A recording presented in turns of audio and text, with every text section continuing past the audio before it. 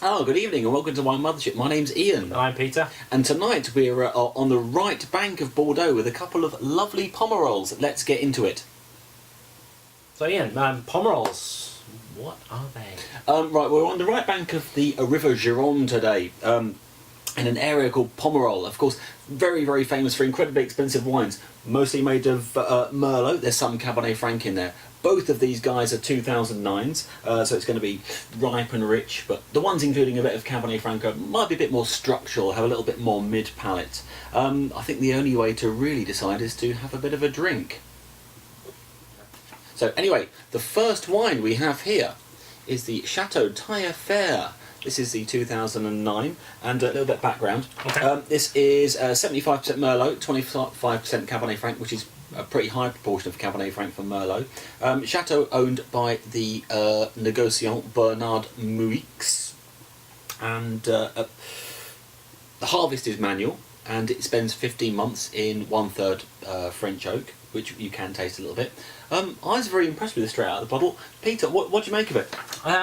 It's very nice. It's there's not really a lot of graspable kind of characteristics on this one. I felt. We both said nice. Yeah, it's you know, it's kind of a wine review show. That's a pretty appalling and banal thing to say, but yeah, it is nice. Yep. It is nice. I mean, there are a few little notes. I mean, there's a little bit of I got a little bit of black fruit in there, yep. And there was a little bit of whiskey. The thing I noted more about how well this would probably go with slightly heavier foods, like you know, something like a beef bourguignon or something like that. Yeah. Especially something with a bit of extra salt in there. I think this would go. Yeah. It would go very, very well. Yeah, certainly. You know, I thought it would match game very well. I did pick out some things. I mean, I disagreed with you about the fruit. I thought the fruit was predominantly blue. I got blueberry.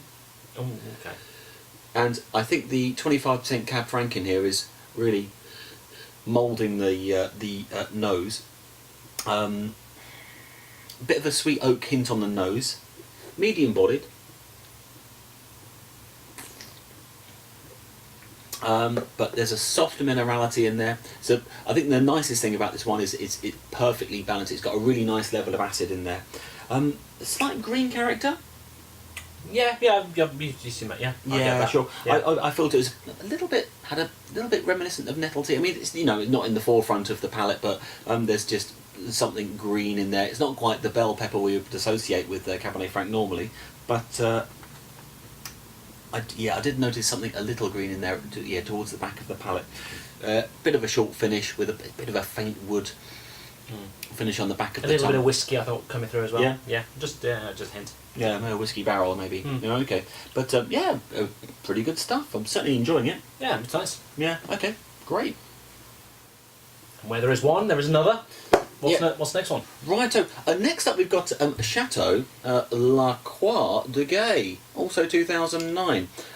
This one's 1,000 yen more expensive than the Taillefer. This was 4,800 yen. This is 5,800 yen. So pretty pricey bottles tonight. But this one is 95% Merlot, 5% Cabernet Franc, so it's a bit of a different blend, and which I think shows. Also manually harvested, but this one spends 18 months in 50% new French oak, so you can see where the extra 1,000 yen per bottle went. Okay, go for it. I mean, I'm getting more and more impressed by this wine as time goes on. It's a shade better than the Taillefer. Yes, Taillefer. The Taillefer. Yeah. Just I felt there's a little bit more, little bit more oomph, a little bit more like blackberry on the middle palate, which the Taillefer kind of lacked. Right, blackberry. Yeah, berries. Yeah, a lot of berries kind of coming through. Again, it kind of shares the same kind of like slightly sparse profile of the other one. But, it's a bit better. Yeah, it's very well integrated, and certainly I'm getting a lot more red fruit character on the nose here. It's fleshier. It's the aromas are typical Merlot aromas of stone fruit. It's more plummy.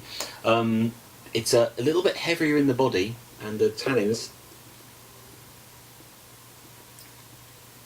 are just a little bit silkier.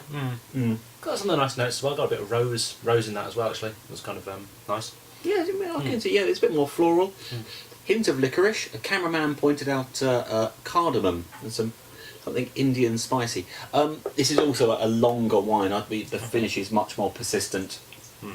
But there's certain unripeness on the finish of this wine. It's pretty good because it doesn't cloy on the back of the palate. It's a fresh, lively finish. I think as far as less minerality than the type. That's absolutely, yeah, sure. This is certainly a more fruit-driven wine. As far as food pairings goes,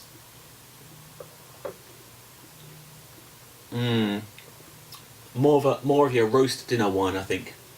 Yeah, roast pork. There you go. There you have it. Yeah, roast pork. Yeah. Yeah, absolutely roast pork. Yeah, fantastic. Very a nice. bit of crackling. Oh, a bit of crackling. Yeah. Sort that out. Yeah. Oh, great. Good stuff. Hell in a box. It is the shit wine review. Okay, Peter, what have we got tonight? We've got comedy chicken time. This is Comedy chicken. Sangiovese Rubicone, Uh-huh. and it actually the crest on there. You won't be able to see this, but it's a comedy. It's a comedy rooster. It's like Yeah. Okay. yeah. It looks it's about 500 yen a pop. This bad boy. Yeah. How much For a you get into whole it? litre. For a whole litre. I mean, Right. you're getting a lot of bang for your buck really on this one. Well, Just, if the quality of the hangover is banging, then yeah. Okay. Yeah. Right. Let's get rolling then. Ooh. I'll try and pour it on the carpet. I think that's probably enough for you. Yes. That's going to be plenty. Oh, nice light body. Not too alcoholic. Oh, a sea tile. It's amazing how many of these shit wines. Now I can tell you that this does contain sulfites. just to help you along It's not with this. organic. Okay. I wouldn't want to give you Sulfites. it blind, completely blind. Oh no, I don't want to even try this. That's not I'm great, sure it's not so- terrible, but it's just going to be like every other bloody shit wine. Yeah, that's a bit cloying, isn't it? It's a bit kind of. Yeah. At least it's not heavy. You had like a granny who kind of used Right. like really kind of nasty Right. air fresheners in the bathroom. That's the one, yeah. Yeah, it's like the Okay. kind of really horrible fucking cloying ones. It's got that Rinsed out of those seats. It's not terribly offensive, but I can feel brain cells dying as I quaff this awful I brew. just find it's sickly. It's sickly. That's all. It's sickly. It's a kind of like Lynx to cover up body odour. Right, okay. That's what it is. Yeah, okay. Take a bloody shower. Okay. Well, anyway, thank you for watching the Shit Wine Mothership. Thank you. Okay, well, I mean, let's get to the reckoning. I'm very, very happy with these two Pomerols. I mean, of course, Pomerol's an expensive area. Yeah. Uh, Poland. Yes, that's Pomeranian Okay. dogs are from there, I think, and there's, at least there's no hint of dog in these two bottles. Not in those ones. Maybe in this one. Yes, A little bit of dog. yeah, needs more dog. Wet Alsatian. Yeah, well, it's a bit. But I don't think, I don't need to be Nostradamus to predict which one you think is the best, because I think there's a clear winner here, even And though also, both... I've told you, so it's, Yes, it's indeed. this one. Yeah, it's this one, yeah. Chateau La Croix de Gay. It's not quite ready yet. It was a bit closed up, and I think there's a little bit more time needed to get this to peak drinking. It's going to be drinking in the next couple of years, but there's lots of fleshy fruit. There's a real smooth finish, and it's just a really classy piece of work for a Sunday lunch. Although, the Thai Fair, Yeah, no flies on that one. absolutely none at all. If you like, as I do, your Pomerol with a bit more Cabernet Franc and a bit more blue fruit in, this is the one for you, I think. You're going to save 1,000 yen with £5, $10, whatever, 7.5 euros. I think, stylistically, this is more up my street, and I think if I was going to buy any one again, it would be this one, but objectively, this is the better wine. Yeah. This is a good head above the other one. No flies on this one. Mm-hmm. No flies on this either, but probably flies in it. Yes, indeed. Well, I mean, I think there's some rules regarding how many kilos of flies they have in Sangiovese Rubicone in the plant. Yeah. Just like American chocolate. But then again, don't get that, whatever you do. Now, oh God, it's still the Sangiovese. Anyway, thank you for watching the Wine Mothership. And remember, may the wine be with you always.